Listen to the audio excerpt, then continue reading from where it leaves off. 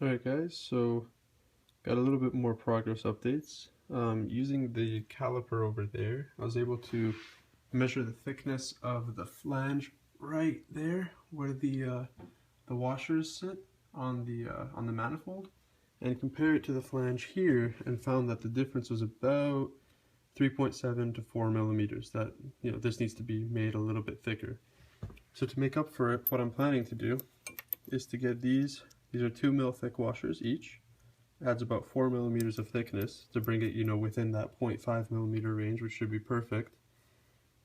And this is the washer that comes with the car. So I'm going to cut these in half and maybe JB weld, or maybe just leave them and let the torque of the bolt hold it together, and basically make it thicker on one half, the half that will be pressed against the manifold here, so that the pressure ends up being even between the intake and the exhaust manifold. I'll let you know how that goes. Alright, so the gasket is just about ready to go on. I just figured before I should do that, I might as well get rid of the extra coolant lines that need to go there, so the area is totally clear for the time when I'm ready to get the gasket and manifolds on. Just having some trouble getting that out of there without covering my alternator in coolant, so I have to figure out a way to get some of the coolant out before I do that. But yeah, so we're pretty much on the right track.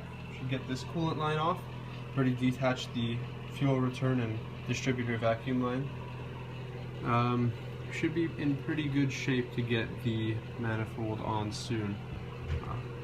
That's really dirty over there. Gotta take care of that. Alright, next update. Had some stroke of genius. Show you guys what I did. The problem was that every time I pulled out that piece of hardline tubing that went over there, out of here, it was just gushing coolant.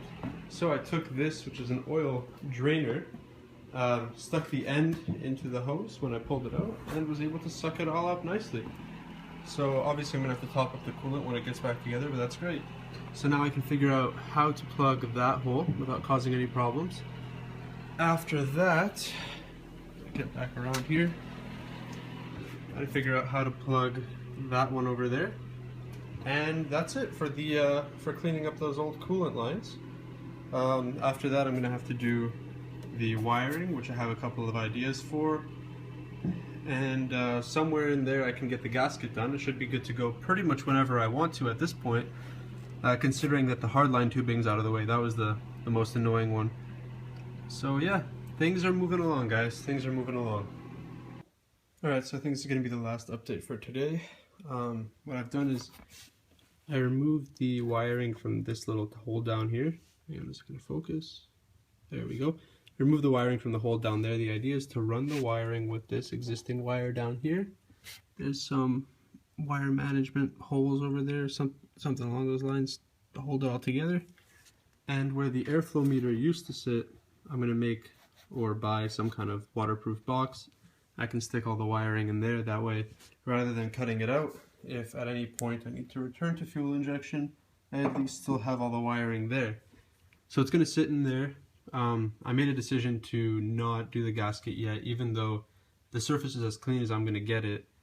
I'm gonna first finish all the wiring and handle the extra coolant, just block it off however I need to block it off before I get the manifolds on, because that's just going to be a lot harder to work around in here once they're on. So yeah, making progress bit by bit, still on a good track.